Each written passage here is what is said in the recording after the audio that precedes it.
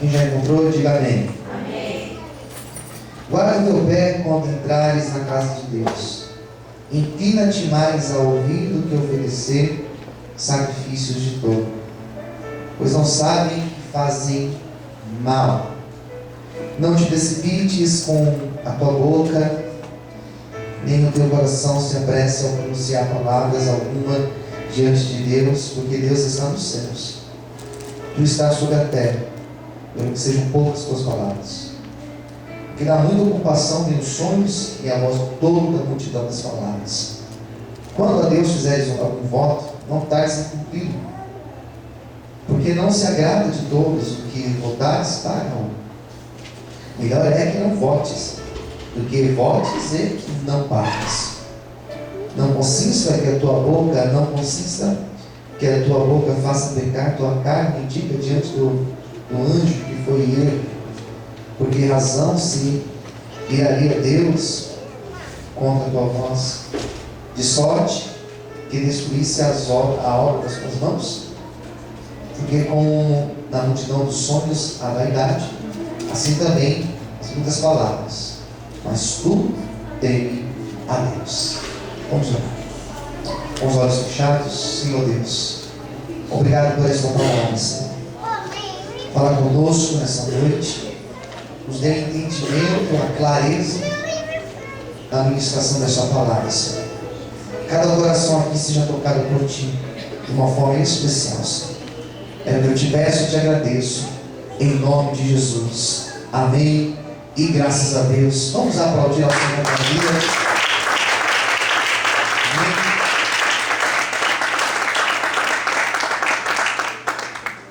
Tem sido maravilhoso para mim falar sobre Eclesiastes, falar desses textos e comentar da forma que eu tenho feito, né? Falando de capítulo a capítulo, tem sido para mim uma experiência maravilhosa. Tenho aprendido muito, por sinal. O capítulo 5 de Eclesiastes, ele é um capítulo simples, e é fácil de entender. Esse capítulo ele está dividido em duas principais ideias. Quantas ideias eu disse? Duas principais ideias. São dois assuntos principais que você depois pode dividi-los em mais partes. Mas são dois assuntos, são dois blocos grandes. E a primeira coisa que esse livro, ou melhor, que esse capítulo 5 vai falar, é sobre as nossas palavras. Que nós devemos tomar cuidado com as nossas palavras. Que nós devemos falar menos e ouvir mais. Falar menos e ouvir mais. Isso é o princípio de sabedoria. O que é ser sábio? Segundo o capítulo 5 de Eclesiastes, sabedoria consiste em você falar pouco e você gastar tempo ouvindo mais. É isso que nós vamos falar hoje. Mas ainda vem um segundo assunto que não vai dar tempo de eu comentar hoje. Mas existe um segundo assunto aqui dentro desse capítulo. Do versículo 1 ao 7 vai falar sobre essa questão de falar pouco. E do versículo 8 ao versículo de número 20 já tem um segundo assunto. E de forma resumida, para você entender o que fala, versículo 8 ao 20 é o seguinte: riqueza não é sinal de bênção de Deus. Posso ver um amém? Amém. Riqueza não é sinônimo que sou abençoado por Deus. Riqueza não significa que sou próspero. Riqueza não significa que sou próspero. É isso mesmo. É uma ideia que ela vai contradizer muitas igrejas, muitos movimentos chamados movimentos ligados à teologia da prosperidade, que vão relacionar a bênção de Deus com riqueza. Não é difícil você ouvir alguém dizer: olha, eu aceitei Jesus e agora eu sou rico. Eu sou abençoado porque eu sou rico. Não é raro nós ouvirmos pessoas dizendo: olha, estou próspero agora, tenho carros, tenho casa, tenho emprego ou uma empresa, e tentar relacionar isso com felicidade. Isso não é verdade, porque nós conhecemos diversas pessoas que foram ricas na vida, que foram financeiramente bem-sucedidas, mas foram pessoas que o final da sua vida mostrou o quanto elas eram infelizes na verdade. Quem entendeu? Diga amém. Basta nós olharmos, por exemplo, em muitos artistas que têm final de vida terrível, que você percebe que a pessoa tinha tanto status, tinha tanta fama, tinha tanto dinheiro, tinha tantas pessoas ao redor, mas não tinha o principal, que era a paz de Deus dentro dela. Quem concorda? Diga amém. E são pessoas que morrem, e vários morrem com 30 anos, 30 e poucos anos, às vezes não chega nem aos 30, são ceifados, infelizmente, perdem a vida. Então, o primeiro assunto fala sobre o falamentos. Esse segundo assunto, que não vai dar tempo de nós comentarmos, ele é importante também. A bênção de Deus não é riqueza, mas a bênção de Deus é você ser feliz. É você ser satisfeito com aquilo que você tem. É você se contentar com um pouco, talvez, que você tem. É você sentar na mesa da tua casa e comer talvez um pão com margarina, e você ter paz, ter felicidade. É você talvez morar numa casa muito simples, e você talvez divide um quarto com seus filhos, e mesmo assim você tem paz na sua casa, no seu cômodo. É você ter paz com aquilo que você tem. Por isso que o apóstolo Paulo, lá na frente, ele vai dizer: eu sei contentar com o que tenho, eu sei ter abundância e também passar por necessidade. Eu posso todas as coisas naquele que me fortalece. Merece um aplauso ao Senhor.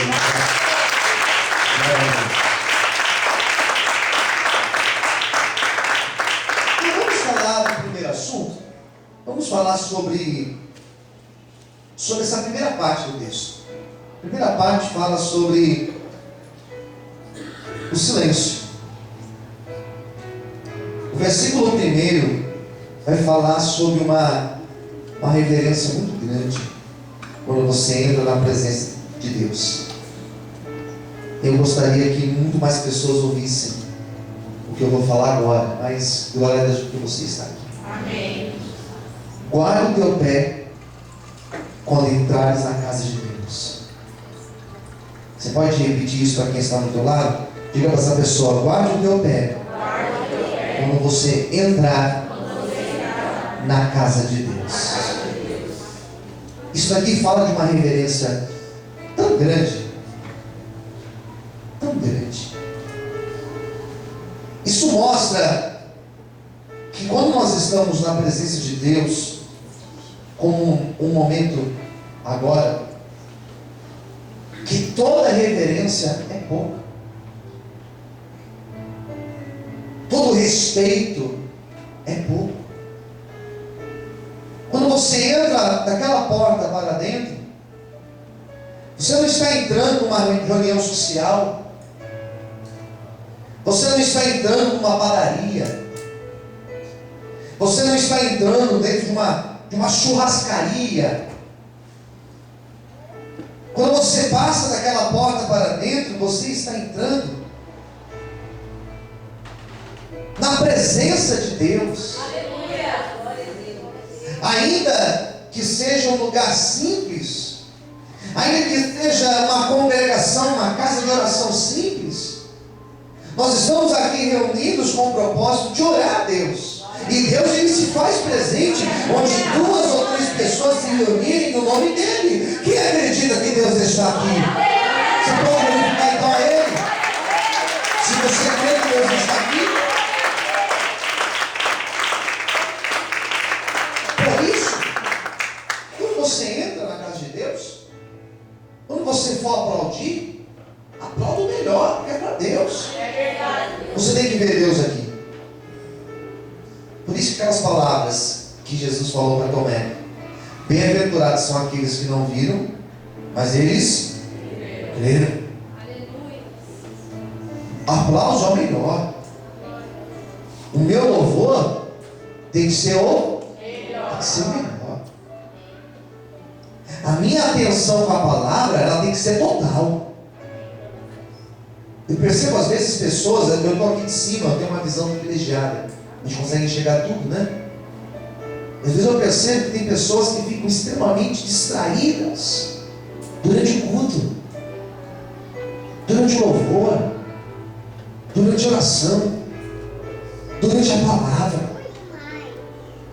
Não é uma falta de respeito apenas com quem está falando,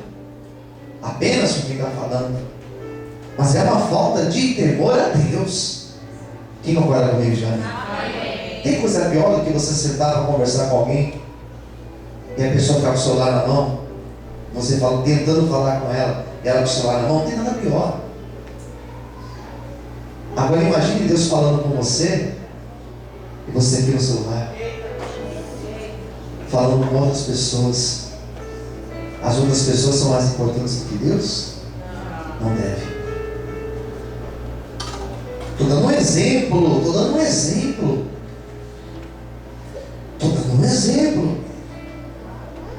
Mas é um exemplo que nós podemos pensar em outras coisas também.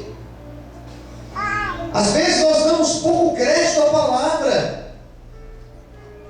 Quantas pessoas não poderiam estar aqui agora ouvindo a pregação? Quantos obreiros não poderiam estar aqui nesse momento? Quantos do Ministério de Louvor não poderiam estar aqui nesse momento?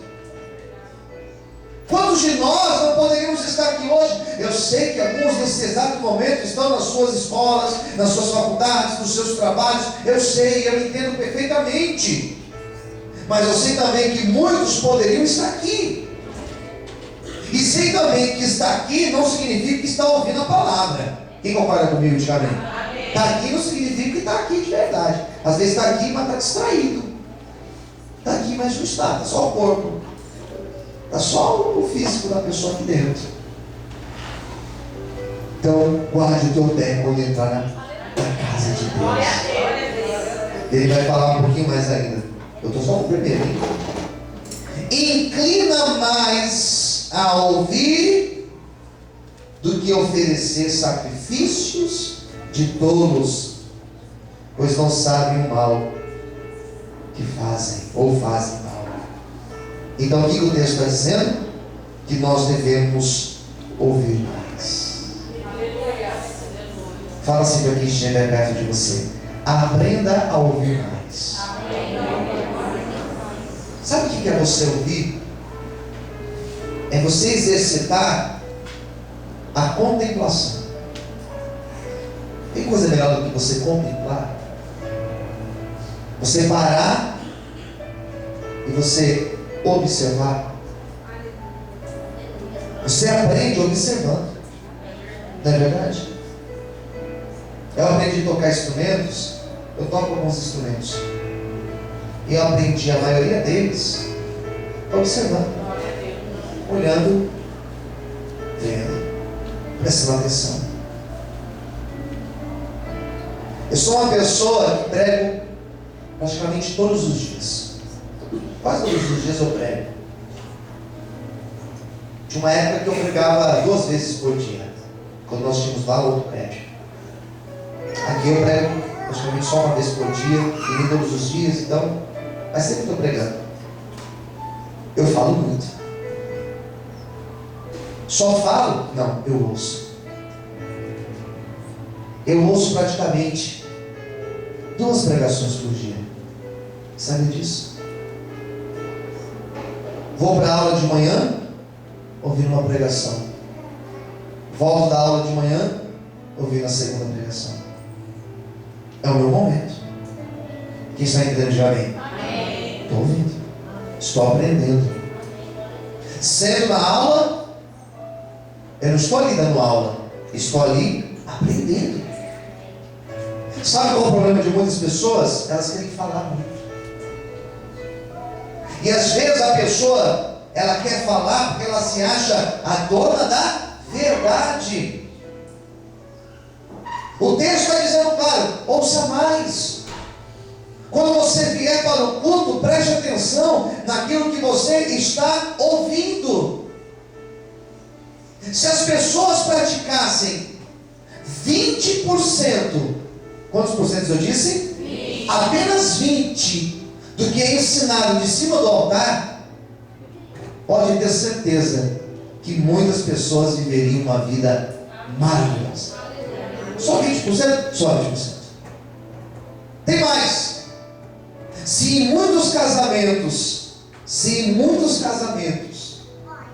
existissem mais esse tal de ouvir, mas ouvir de verdade, não é simplesmente fingir que está ouvindo, mas ouvir de verdade, muitos casamentos não chegariam ao divórcio. Quem entendeu, diga amém. Amém. Desliga essa caixa aqui para mim, Wanderson, por favor. Aqui de trás. Isso. Vem aqui, por favor. Tem que vir aqui para desligar ela. Quem está entendendo, diga amém. Amém. Então ouça. Se nós ouvíssemos alguns conselhos, nós evitaríamos muitos problemas. Quem concorda comigo, diga amém. Amém. Se nós ouvíssemos com mais atenção aquilo que os nossos pais disseram lá atrás, com certeza hoje nós teríamos uma outra vida. Por isso que nós devemos exercitar a audição. Ficar em silêncio. Faz bem ficar em silêncio. Quando você fica em silêncio, novas ideias começam a vir na tua mente. Quando você se silencia, o Espírito Santo tem mais liberdade para falar com você. Por isso que nesta noite entenda, faça silêncio, guarde o seu silêncio, guarde um pouquinho as suas palavras, e o Espírito Santo, ele vai falar diretamente aí no teu coração. Todos podem aplaudir e glorificar as palavras. Bem forte as palavras.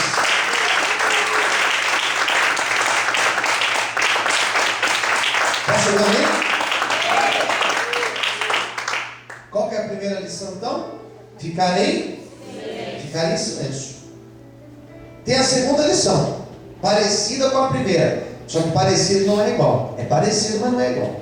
Vamos ver a sutileza da diferença aqui no texto. Daí nós vamos lá no versículo 2. Não te precipites com a tua boca, nem o teu coração se apresse a pronunciar palavra alguma diante de Deus, porque Deus está nos céus e tu estás na terra, pelo que sejam, que diz aí? As tuas, sejam poucas as tuas palavras. Existe uma diferença. Ficar em silêncio significa que eu devo ouvir, né? Eu devo estar bem atento àquilo que eu estou ouvindo. Ouvir é melhor do que falar. Aqui no versículo 2 tem uma outra palavra. Está dizendo o seguinte, para nós retermos a nossa fala. Não é simplesmente ouvir mais, mas é falar pouco. Saber a hora certa de falar. Quem entendeu, diga amém. Saiba a hora certa de falar. Quem é casado tem que saber a hora certa de conversar com a esposa ou com o esposo. Tem a hora certa para você pedir alguma coisa. Imagine só, o esposo acaba de chegar do trabalho, cansado, cabeça desse tamanho, estressado. Ele põe o pé em casa, você já vem com uma lista de pedidos para ele. Não funciona. Quem concorda de amém? Amém. Não funciona. Espera ele chegar, tomar um banho, comer alguma coisa, quando já estiver alimentado, tranquilo, você pode pedir alguma coisa. É um exemplo. Mesma coisa lá no seu trabalho, de repente você quer conversar com o teu chefe lá, com o responsável, com o supervisor, com a pessoa que está lá acima talvez. Tem uma hora certa de você falar. Vou falar agora. Eu tenho que falar agora. Nem sempre quando nós achamos que temos que falar, é a melhor hora de você falar. Eu vou ligar lá e vou falar tudo o que eu quero quero falar. Eu não consigo segurar, pastor. Eu vou lá e vou falar tudo. Às vezes só vai piorar a situação. Quem está entendendo? Diga amém. Amém. Por isso, irmãos, que a pregação de hoje é receber sabedoria.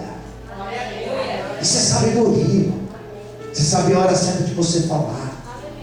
Você sabe a hora certa de você pedir perdão. Você saber a hora certa de você ir lá e conversar, negociar com a pessoa. É maravilhoso você saber negociar. É você chegar e falar o teu lado, o teu ponto de vista.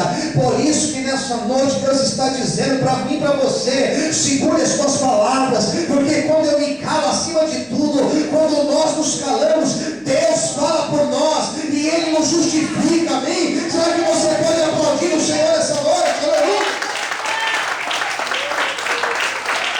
Aplauda o Senhor muito forte. Amém, queridos? Segura aí um pouco das palavras. Falamos demais. E tem gente que fala mais ainda. Quem concorda comigo? Amém? Tem gente que, meu Deus. Por que nós devemos reter as nossas palavras? Porque eu e você, na hora que nós estamos nervosos, nós pecamos com as nossas palavras. Porque eu e você, com as nossas palavras, nós temos poder de destruir vidas. Nós podemos matar vidas com as nossas palavras. Quem entendeu? Diga amém. Amém. No momento de nosso nervoso, nós falamos coisas que vai machucar o coração de Deus. Nós blasfemamos com as nossas palavras. Ah, Deus não está me vendo. Ah, porque Deus não está nem aí comigo. Ah, Deus, não precisa fazer mais nada não quero mais nada. É dar uma de rebelde com Deus. Não vai achar nada. Imagina Deus olhando lá de cima e falando assim: coitado. Por isso que o texto fala: Deus está no céu e você está aqui na terra.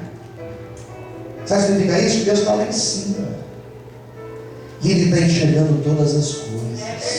Ele está enxergando até o dia de amanhã. Amém, queridos? Por isso, fique em silêncio. Se não aconteceu ainda, guarde o teu coração, mas não empreste a tua boca para o diabo. Fique em silêncio e Deus vai te justificar. Quantos podem aplaudir o Senhor essa noite? Palmas. Glória a Deus. Glória a Deus. Posso subir, amém? Vamos para a terceira? Terceira, versículo de número 4. O que é sabedoria, pastor? Versículo 4, vou explicar então. Quando a Deus fizeres algum voto, aumente um pouquinho, por favor. Quando a Deus fizeres algum voto, não tardes em cumpri-lo, porque Deus não se agrada de todos o que votares, que diz aí? Pagam. 5. Melhor é que não votes do que votes e não pagues.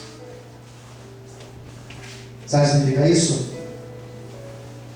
Cumpre aquilo que você fala. Fala para quem estiver perto de você: cumpra tudo aquilo que você falou. Irmãos, posso falar a verdade? Amém? Amém. Vocês não vão se entender comigo? Posso falar sim ou não? Sim. Grande problema. Grande problema. Que a igreja, vou falar da igreja, não vou nem falar do mundo, vou falar da igreja, está cheio de pessoas que não têm palavra.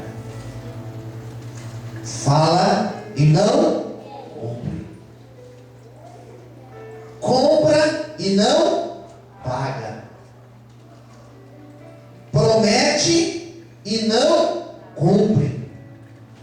Está cheio de pessoas assim, sem palavra. Obreiros obreiros que não têm palavra, pastores que não têm palavra. Infelizmente, a igreja está cheia de pessoas que não cumprem aquilo que falam. Deus está vendo. Posso ouvir amém? Amém. Deus está vendo. Opa, não, você acha que Deus não está vendo? Deus está vendo. Fala para o seu irmão lá, Deus está vendo. Tem que cumprir. Se pegou, paga. Se pediu emprestado, devolva. Se falou algo, mantenha a sua palavra. Seja um cristão verdadeiro. Os nossos contratos, os nossos acertos não precisariam de assinatura, só com a palavra. Se eu falei, eu vou ter que cumprir o que eu falei. Sou um servo de Deus, e Deus vai me abençoar. Aqui está entendendo? Diga amém. Então Deus não vai te abençoar se você não cumpre. Ainda mais quando você falar algo, fizer um voto com Deus. Sabe o que significa isso daqui, irmãos? Sabedoria é ser fiel a Deus. Se eu tenho um propósito com Deus, se eu tenho uma aliança com Deus, que eu fiz uma aliança com Deus um dia, que eu levantei minha mão a aceitei Jesus, eu tenho que manter essa minha aliança com Deus, eu tenho que manter esse meu voto com Deus. Isso é porque eu fiz uma aliança com Ele, e Ele vai ser fiel comigo, e eu serei fiel com Ele. Quantos podem aplaudir o Senhor nessa noite? Gosto de você não é reprovação. Escuta a Bíblia, então. Escuta o texto. É o texto que está dizendo. Voltou, cumpra. Sabe o que significa isso? Tem que ter palavra. Fala para o seu irmão do lado. O cristão verdadeiro é aquele que tem palavra. Amém, queridos? Seja ele pastor, seja ele obreiro, seja ele não convertido, não importa. Tem pessoas lá fora que têm mais palavras do que as pessoas que estão aqui dentro. Uma pena. Não precisaria ser assim. Quarto lugar, e aqui eu vou fechar minha pregação, porque o horário já foi. Eu tenho mais 3 minutos para encerrar a palavra. Eu vou encerrar no versículo 7. Diz assim: porque como na multidão dos sonhos há vaidades, assim também nas muitas palavras. Mas tu teme a Deus. É uma sequência, né? Multidão de sonhos, palavras, vaidade. Sonhos, palavras e vaidade. A relação que existe entre sonhos e vaidades é uma relação muito forte. Porque às vezes o que nós desejamos, que nós podemos chamar de sonhos, são vaidades. São vaidades. São coisas que não vão trazer satisfação para nós, não vão trazer paz, não vão trazer comunhão com Deus. Pelo contrário, vão atrapalhar a nossa comunhão com Deus. Então o texto vai mostrar essa relação. Que em muitos casos o sonho é uma vaidade. Não é errado sonhar. Mas os meus sonhos, eles precisam estar numa relação direta com os sonhos de Deus para a minha vida. É o meu sonho. Isso vai glorificar o nome de Deus, o que eu quero? Isso vai exaltar o nome de Deus? De alguma forma o reino de Deus será beneficiado? Então com certeza este sonho procede de Deus. Mas se for um sonho